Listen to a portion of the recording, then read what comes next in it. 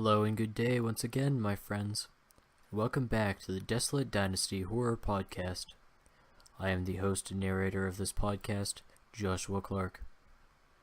This week's episode is another original story written by myself, acting as a direct continuation of the last episode. If you have not heard the previous episode, episode 3, I would suggest listening to that one now, though this one acts as a decent standalone as well. In any case, let us get into the story titled The Gray Man and the Golden Man.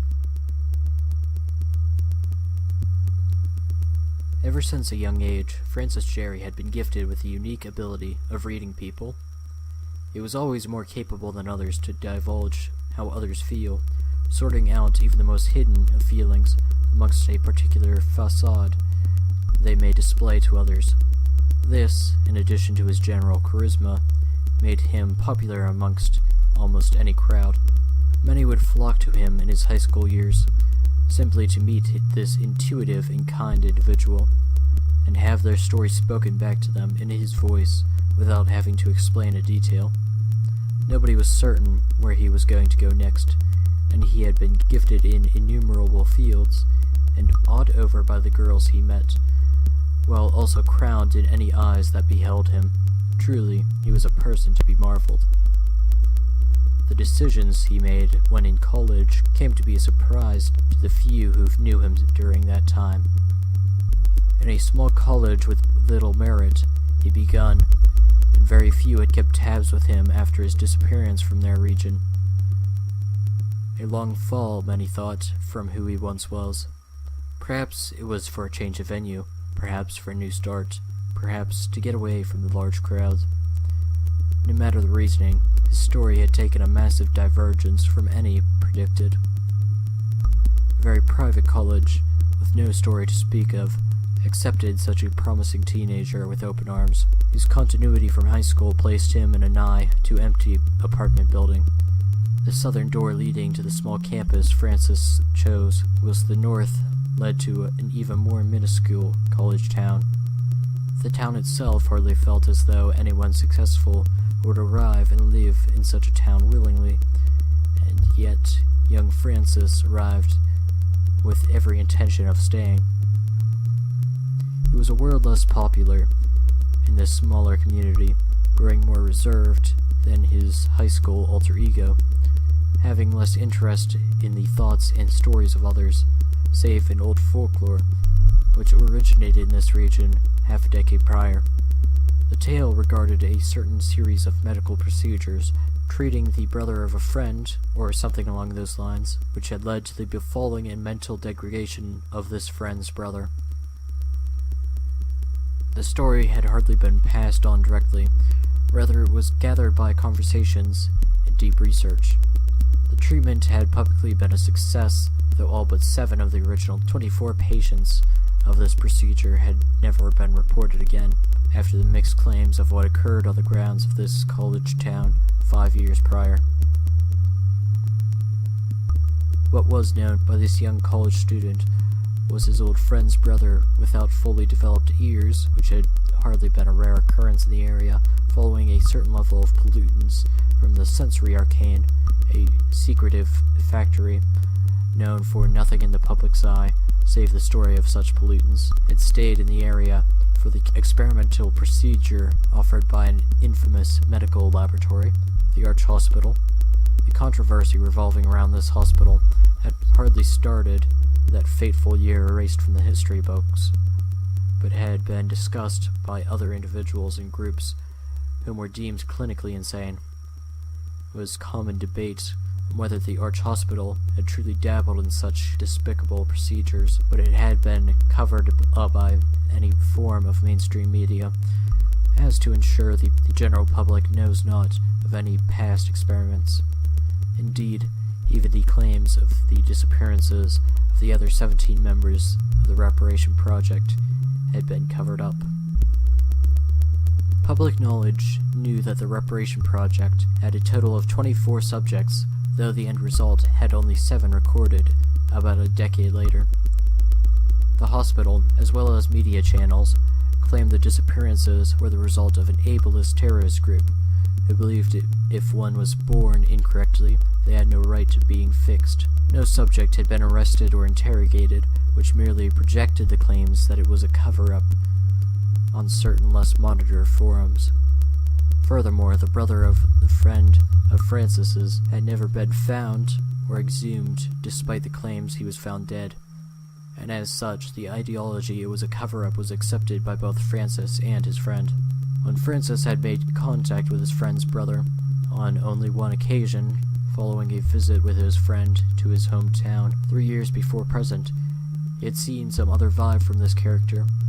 It had appeared as though he was an outlier when compared to others he had witnessed, as if there was some unseen goal his friend's brother kept hidden away, or purely subconsciously followed it, and never acknowledged it with his waking life.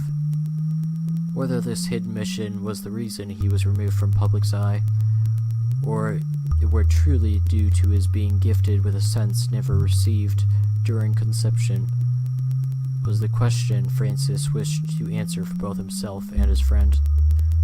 Francis's apartment was on the 3rd floor of this minuscule apartment building, placed amongst empty rooms in the occasional small family unit. The only family he made contact with in his apartment floor during the first semester was of the family named Cleric. They were quiet as well, and had no story that intrigued him. This led to a dull and fruitless first semester, and his choices were to expand his search to the alleys surrounding the old Arch Hospital, or to make contact with more people, in the hopes of encountering someone of an interesting story.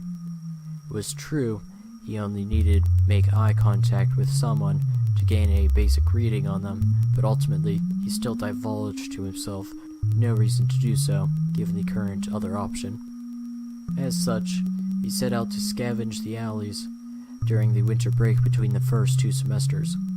His first search revealed nothing out of the ordinary, though a small gray cat knocked over a silvery metal garbage can, which caused him too much excitement to continue his search that night, as he realized he was more paranoid about the entire pursuit than he had initially thought. The following few hours, he once again made contact with his friend he had gone on this endeavor for, and for the first time since his graduation, he held a decent conversation with a video chat. His friend was intrigued by Francis's interest in his story. The conversation ensued for another 3 hours, and it was settled that his friend, Harris Pyre, was to return to the small town in which he had grown from 7 to 13. 2 more nights, and Francis's old friend returned to his childhood town of Farnham, Nebraska, from the trade school Harris had stayed in following the joint high school experience this pair had. They stayed in Francis's apartment the first night of Harris's visit, and the second they ventured into the alleyway, with more success than prior. Granted, they did not receive answers, but they did receive a lead. Standing in the alley, seeming to be talking to no one at all, but still holding an unheard dialogue, was an older man nearing his 60s at the least. He turned when gravel shifted beneath the unsteady foot of Francis, who took the lead. Their eyes were caught, and immediately a nauseating feeling fell over Francis. He was uncertain why this was, but regardless, he fell to the floor and released bile as the old man flew off. When questioned of what had occurred after their return home, Francis had no explanation for Harris. When he looked upon the man, he was immediately overcome with such a peculiar compilation of contradictory emotions and ideas, and it seemed as though 100 people had been read simultaneously, which in itself contradictory to this singular person who stood before him. Following the immediate shock, it was as if the man had no ideas, emotions, or energies contained.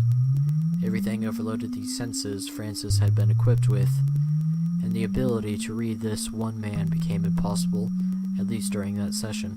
They returned to the site the following night after Francis recovered from the shock, though had relapsed to a void of leads.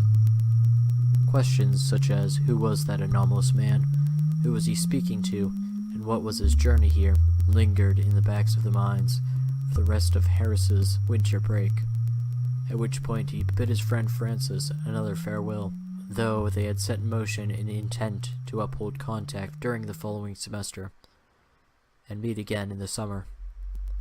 The remaining winter break for Francis, which extended considerably further than that of Harris's, still revealed no more evidence of the truth he had sought. It was not until halfway through Francis's second semester that he once again collapsed to the overwhelming weight of the feelings and ideas granted with eye contact with the mysterious man he had encountered months prior. Ironically, this one lead had been in his very own apartment building. They reacquainted when Francis had been returning from his afternoon classes, and nearly ran directly into this elder of considerable terror and peculiar mystery. Francis got his wits about him with more ease than the previous encounter, and managed to pursue the stranger, witnessed him enter the apartment room just above Francis's own. This made any future delegation inconceivably easier. Granted, friendly contact with this bizarre stranger could be achieved. The excitement made Francis nearly forget to alert his friend of his new finding until near to the end of the night, as he was busy deciding the next best course of action, and only recalled when he was scribbling down notes and found amongst his others, as the notebook slipped, a reminder to himself of his deal. His friend was just as excited as he had been to learn they had an actual chance at this previous lead. The plan was made as follows. Francis would arrive at a late hour on a Friday, being the day the initial encounter took place on, in hopes to catch the stranger lugging his arrival to the apartment building from whatever bizarre conversations with daemons he upheld, and interrogate the obscure man. It was on Francis to decide the precise hour of his assault on this predicament. The first 3 tries, once at 10, once at 9, and another at 7, all ended fruitlessly. It was not until his 4th week attempting, this time at 8:30, that he finally made contact for the 3rd time. Francis managed to avoid eye contact for the entirety of this encounter, and thus managed to get a few words in before the man made a terrified break for the elevator, in order to escape the bizarre questions, though he didn't get the doors closed quickly enough to escape the executor of this less mundane trivia.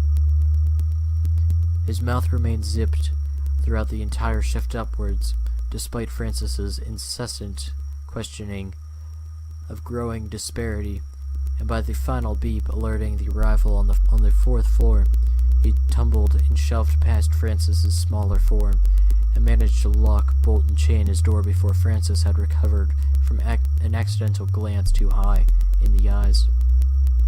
Time was limited, and after the next 2 Fridays, following a brief lapse in efforts from Francis, when Francis managed an encounter with the enigma of a man. As such, Francis changed his approach. His new, less ingenious plan required a stakeout. He would arrive home slightly earlier than his normal class schedule allowed, granting himself just 1 missed day in at least 2 months, and await his obscure acquaintance's return to his abode. Regardless of how frantic it seemed to Francis, the payoff would be much easier to obtain, as the likelihood of this bizarre man renting a hotel room or a similarly cheap, less secure location seemed negligible.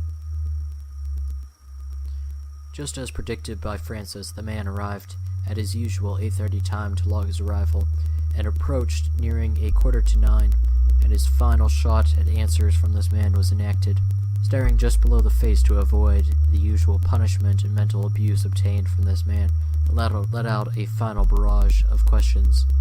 These included all the initial questions intended, as well as requesting an explanation to his secretiveness. The man's own disparity begun to shine through his reserved exterior.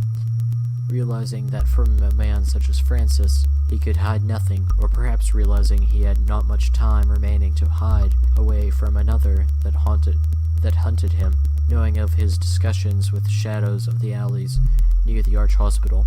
The terror grew on the man's face as time went on. However, Francis did not grant him an inch closer to the door. All at once, Francis's questioning and the man's pleas ceased as they heard, behind the left shoulder of Francis, a floorboard creak. The automatic assumption was nothing more than another tenant peeking around to investigate the commotion, but by the structure of the old man's face, but by the structure the old man's face made that turned to a minute possibility. Francis turned slowly at first, but rising in terror and speeding up his rotation, he beheld some distorted image of which none of the stories he obtained from the eyes of even the most broken of men. A humanoid figure, bizarrely spindly legs with a downward arching back, long arms or front legs, with hands compiled to the end, falling from the shoulders and meeting the ground. Large hairless head with deep sunken-in eyes, with eye sockets much too large for eyes much too tiny, stared down on the two men.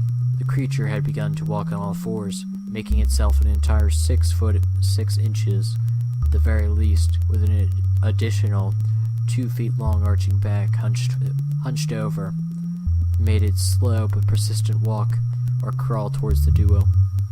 The entity let out a high-pitched and nearly inaudible screech which resonated with ferocity to cause a pounding in Francis's head as it unhinged its inhumanly large maw, and snake-like tongue dropped forth and hung from its gaping mouth down to the height of its skeletal ribs, and dropped further before it halted and slowly slipped back into its mouth, and it began to dredge forward in increasing speed. Francis was overcome with an indescribable fatigue which no stroke, lack of sleep, fever, or the like could imitate. At some point following the collapse, Francis came to, but inside the wrong apartment. The room was completely lack of emotion and bland of all colors save a yellow of soiled papers with various insane scribbling and writings on it. Some symbols were human writing, and had Francis retained enough cognitive function after the collapse he experienced, he would have read of logs and tests of the rumored experiments that had taken place at Farnham, Nebraska, just decades before his venture. Before he regained the entirety of his vision, Francis beheld the eyes of the man he had been trying to study for months, granting him at last answers. "I know, for what you search," Francis heard, as a nigh infinite array of colors flickered in his vision, the voice being a less timid version of the old man's. "You search for answers of the fate of an acquaintance. You search for answers of the promising experiments which took place in this town in years past. Indeed, you even search for answers to what your fate would have been had you finished the reparation process for your eyes, though the experiment had granted you more than your fair share of talent and gifts. The first of these questions I can answer for you. The brother of your friend Harris, by name Terry, is indeed what you feared. The brother of your friend has met an end to his life as a biological, physical being, and with that end, he has left your world, and in the eyes of every regular man, he is long since dead. This death is not one I shall describe to you in words, but I can grant the image to you one day if you wish to pursue a completed procedure. However, despite the destruction of his body, his heart, lung, and even his brain, he has pursued more knowledge and more life than ever granted with our limited body dates. What he experiences with the abandonment of his body is more than 100 men of a regular life could have dreamt. Your second question I could grant you an answer to as well. The known experiments came to an end after those 24, but that was not the intended end for the Farnham branch of Arch Hospital's goal of human expansion and reparation. The executives of this project had a final goal in mind, and unbeknownst to those who publicly executed the experiments, the modified cells planted had hidden purposes, a trigger waiting to be pulled. The second phase was granted in the genetic code of the modified stem cells embedded into each patient, meant to react with the proteins of another organism. A bacterium had been designed at the same time, pathologically spread through an acidic blood and bile of the subject of the brand new experiments, released on the first day of a 2-year period which ended 5 years ago. The second phase of this procedure was what erased and eradicated all but 7 of the 24 subjects, and it was not a radical genetic purity terrorist, as what is announced publicly. The bodies were cleared by many of the underlings of the Arch Hospital, granting, for just the public eye, hope for the project, but fear of the common people. This in its entirety is what you could have had given a chance to continue your pursuit for the senses any deity did not bless you with. The fear you exhibit now for the notion of continuity from your physical body, and the fear of the experiments performed in this twisted town, ending only 5 years ago, are all rightly placed. I could not place myself into the position the others stood when it came my turn. My knowledge protected me from the pathogen spread, and I hid until it took its course. Only 7 recorded patients remain, 3 who survived, and were granted a pact with the daemon of an ancient accursed tome. 3 who left incomplete, and 1 who hid within the town with more knowledge than he deserved. The conclusion to this bombardment of stories granted to Francis allowed his vision to return. The color, the aura, which remained when he viewed the old man, was but a bright gold color, unlike any he had ever witnessed. A certain sense of knowledge was still hidden, but could not be accessed without the permission and submission of its canister. The words upon the notes on the walls grew into something considerably human, now that Francis's senses returned, and he felt as though he finally granted a unique, arcane knowledge if he had just the time. The feelings of peace and certainty of the world dissipated when a new voice replaced the old one. The sweeter and falsely kinder voice of the old man dissipated in the head of the guest to the old man, and simultaneously, behind the wooden door with bolts and locks, boomed a voice inhuman and sinister. "You have not forgotten, have you, Albert?" The deep, inhuman tone almost screamed into the ears and head of the young man. "Your part, the large play of the grantor of knowledge, the muse to the weak, and God to the strong, is more than you described. Your claims of purity, your desire for peace, they shall never be heard by the writer of the tome. Your dejection of his teaching, your denial of your part, is what will be heard.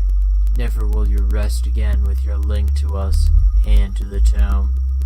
At last, the old man stood and shouted back that he will deject the paternity of this unholy entity, and never again will work under its diligence. The link could not be removed, though an end is still reachable.